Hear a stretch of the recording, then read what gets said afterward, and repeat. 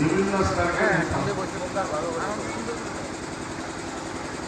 मुझे यहाँ से कहा गया कि आप कुछ हिंदी में बात करें, तो मेरे तो बल्ले बल्ले हो गए। हम लोग रात दिन जो हिंदी में बोलते हैं, यहाँ कोई हमसे बोलता नहीं हिंदी में बोलो। हिंदी है, हम वतन है, हिंदुस्तान हमारा, सारे जहां से अच्छा हिंदुस्तान। इससे बेहतर और क्या चाहिए? जो बाग है, एक बगीचा है, एक खूबसूरत बगीचा जिसमें हजारों साल से हजारों किस्म के, हजारों जाति के, इस हिंदुस्तान में जितना बड़ा पूरे दुनिया के लैंग्वेजेस के लोग पाए जाते हैं, जितने विभिन्न जाति के लोग पाए जाते हैं, पूरी दुनिया में कहीं नहीं। इसकी डेमोक्रेसी पूरी दुनिया में एक नंबर पर। लेकिन अफसोस की बात है, हम लोगों ने इतने खूबसूरत बागीचे को हम लोगों ने धर्म के नाम पर बांटा।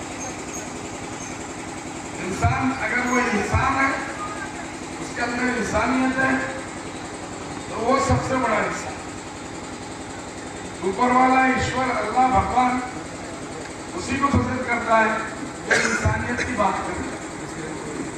अगर हम सब मिलके धर्म अपने अपने जगह, अपने घर में, अपने मस्जिद में, अपने मंदिर में, अपने गिरजा में हर आदमी धर्म का पालन करे, कौन उसको मना करे?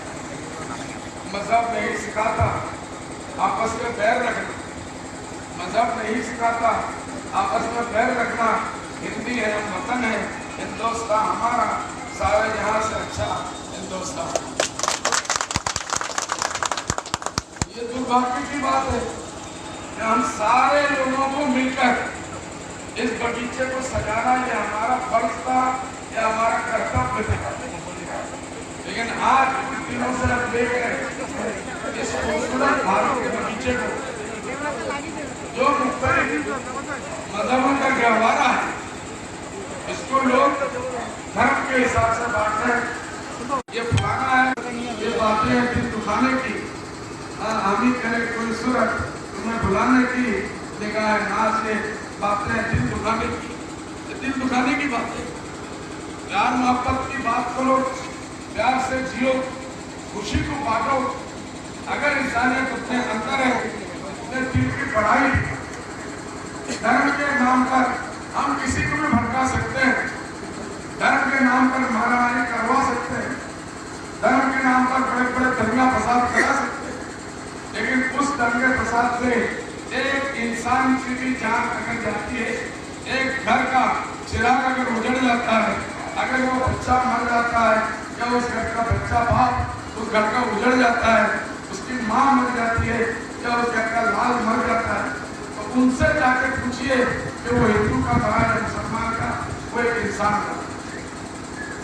उस घर का सुकून उड़ गया, खत्म हो गया, सारी खुशियां खत्म हो गई, वो घर उसके लिए नरक हो गया, जहन्नम हो गया। हम लोगों को ऊपर वाले ने भेजा है इस दुनिया में प्यार बांटने के लिए, प्रेम बांटने, प्रेम को बांटने। अगर हम दीप से दीप जलाते चलो, प्रेम की गंगा बहाते चलो, राह में जो आए तू तेरी सबको गले से लगा। ये हमारे पूर्वों ने हमें सिखाया। अगर ऐसा कर सकते हैं तो हम इंसान हैं, तो हम इंसान हैं। नहीं तो हमसे बुरा वो जानवर है जो किसी को तकलीफ नहीं पहुंचाता। हमसे अच्छा वो जानवर है जो किसी को तकलीफ नहीं पहुंचाता। अगर किसी के दिल में, हमारा मजहब हमें ये सिखाता है, अगर किसी के दिल में दूसरे के लिए बुराई है, वो इंसान नहीं है, वो खुदा को नहीं पा सकता। खाली मस्जिद में जाने से खुदा नहीं मिलेगा, मंदिर में जाने से खुदा नहीं मिलेगा। खुदा इंसान के दिल में रहता है, भगवान ईश्वर इंसान के दिल में। हमारा खुदा ये कहता है कि मैं बीमार था, तुमने मुझे दवाई नहीं दी, तो इंसान ये कहेगा अल्लाह भगवान, हे ईश्वर, आप तो अन्नदाता है, आप कैसे बीमार होंगे, आप तो सबको बीमारी से अच्छा करते हैं। आपकी वजह से तंदुरुस्ती है कि नहीं मेरा फलाना बंदा उस वक्त हमारे अल्लाह ने ये नहीं कहा मेरा फलाना भाई मुसलमान कभी नहीं ये कहा मेरा फला बंदा फला इंसान बीमार था अगर तुम उसके पास जाते तुम मुझे मस्जिद मंदिर की तलाश करते हो मुझे तुम उसी के बल पे तुम बीमार के बल पे मेरे बदन में कपड़ा नहीं था मेरे बदन में कपड़ा नहीं था तुमने मुझे कपड़ा नहीं दिया तो इंसान कहेगा हे ऊपर वाला हे ईश्वर है अल्लाह ये कैसे होगा कि आपके बदन में कपड़ा नहीं सारी दुनिया में कपड़े तो आप पहने थे तो ऊपर वाला अल्लाह ईश्वर भगवान वो ये कहेगा क्या मेरे पास तेरे पास मेरा वो बंदा नहीं आया था इसके बदन में वीडियो तो शेयर करिब सर्दियों के मौसम में उसके बच्चे नंगे थे धुबरी पड़ा लाइफ हाँ धुबरी टाउन यहाँ उसने खुदा ने ईश्वर ने अल्लाह ने भगवान ने ये नहीं कहा कि मेरा मुसलमान है मेरा हिंदू है मेरा सिख आया था ईसाई आया था नहीं ये कहा कि मेरा फलाना बंदा आया था उसके बदन में कपड़ा नहीं था अगर तू उस वक्त कपड़ा देता तो मुझे उस वक्त वही पाता लेकिन अफसोस की बात है हम खुदा को ईश्वर को भगवान को मंदिरों में तलाश करते हैं मस्जिद में तलाश करते हैं गुरुद्वारे में तलाश करते हैं और पता नहीं धर्म की काम का लेकिन खुदा ये कहता है मैं तो इंसान के दिल में मैं कहाँ रहता हूँ इंसान के दिल में रहता हूँ हमारा यहाँ खुदा कहता है मेरा अल्लाह ये कहता है एक इंसान अगर किसी इंसान का दिल तोड़ देता है मुसलमान का नहीं क्रिश्चियन का नहीं सिख का नहीं ईसाई का नहीं सुन ले रिकॉर्ड कर ले मेरा ये खुदा कहता है कि तू अगर किसी इंसान का दिल तोड़ता है और मेरे घर को मेरे घर को मेरे मस्जिद को और यहाँ के मस्जिद को नहीं मक्के के मस्जिद को भी अगर तोड़ के टुकड़े टुकड़े कर देता है मुझे ये पसंद है लेकिन किसी इंसान के दिल को तोड़ेगा मुझे ये पसंद है आज मस्जिद के नाम पे झगड़े होते जरा सा कुछ मामला हो गया किसी ने मंदिर को जला दिया किसी ने मस्जिद को जला दिया अरे झगड़ा दो इंसानों का वो तो खुदा का घर है वहां हमला किस बात का उसको लेकर फसाद किस बात का उसको लेकर झगड़ा किस बात का यही का खुदा ने सिखाया कि तुम झगड़ा करो किसी औरत की इज्जत को लूट लो बेजुबान औरत में सहारा की जा रही है मिल गई तो उसकी इज्जत लूट लो ये कौन सी मर्दान की ये कौन सी भारतीय ये क्या तालीम दिया जा रहा है क्या हमको इंसान बनाया जा रहा है या जानवर बनाया जा रहा है तुम किसी और की माँ बहन की इज्जत लूटते हो एक बार भी नहीं आता कि मेरे घर में भी माँ है मेरे घर में भी बहन है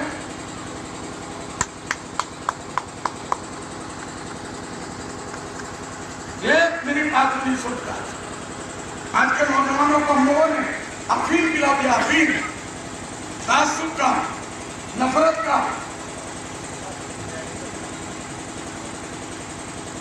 बदनजर पड़ने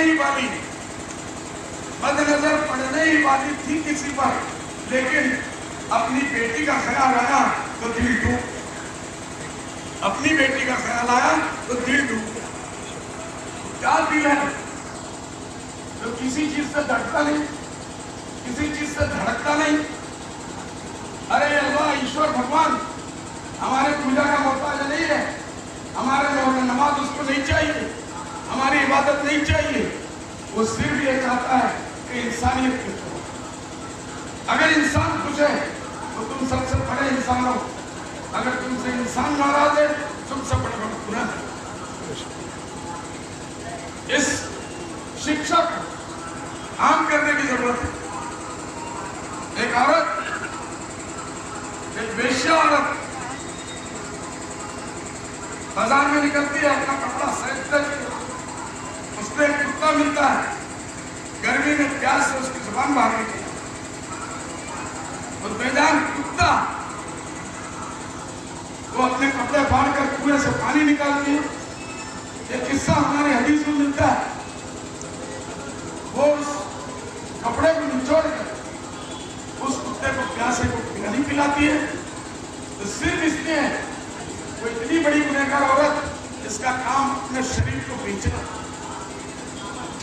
को बेचना था।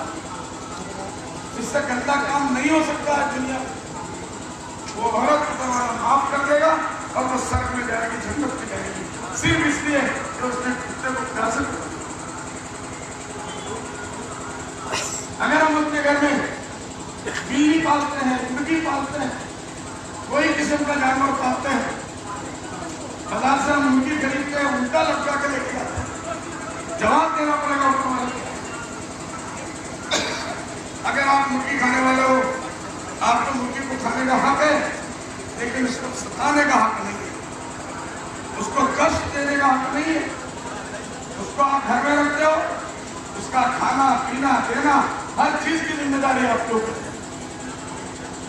आप अगर उसको दे सकते हो, नहीं तो कल किसी एक मुर्गी की वजह से, एक बिल्ली की वजह से, उसके भूखा रहने की वजह से एक बहुत बड़े हमारे पीर साहब, उन्होंने उसका ख्याल नहीं किया, वो जहन्नम में भेज दिया, नर्क में भेज दिया।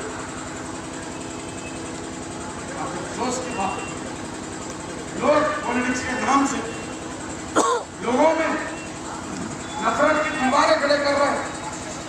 इसको हिंदू बना दिया, इसको मुसलमान बना दिया, इसको इसका दुश्मन बना दिया, उसको इसका दुश्मन बना दिया। क्या यही इंसानियत है? क्या यही इंसानियत है? ये इंसानियत नहीं है। आए हम सब मिलकर इस मुल्क को, ये खूबसूरत बगीचा है, खुशियों का गहवारा है, इस मुल्क को हम लोग अपने लहू से, जैसे हमारे बड़ों ने सीखा, हम लाए तूफान से शक्ति निकालकर इस देश को रखना मेरे बच्चों से। इसीलिए क्या हमारे पुरखों ने इस देश को आजाद कराया? क्या इसीलिए दुश्मनों से लड़के मुल्क को आजाद कराया था? क्या हम भाई भाई, एक हिंदू के नाम से, एक मुसलमान के नाम से इसकी बीवी की इज्जत लूट ले, उसके बच्चे को गर्दन काट दे, उसको बेवा कर दे, इसको जो है वो के लूला लगड़ा कर दे? आओ पीछे हम इस दिन को याद करें, जिस दिन के लिए इस मुल्क को आजाद करें। हमारी ताकत बॉर्डर पे जो हमारे ऊपर हमले हो रहे हैं, उनके जवाब देने में हमारी ताकत लगनी चाहिए। अफसोस की बात है तो वहां कोई बात नहीं करता, उस मुल्क को कोई चैलेंज नहीं करता, हम आपस में लड़के मरते, आपस में। कैसे दूसरे मुल्क के लोग हमसे डरेंगे? कैसे पड़ोसी हमसे डरेगा? उनको मालूम है रोजाना आज नेट के ऊपर यहाँ की खबरें वहां, वहां की खबरें यहाँ। देख रहे ये लोग खुद आपस में लड़के मर रहे हैं, इनको मारने की जरूरत नहीं है, इनको किसी दुश्मन की जरूरत नहीं है।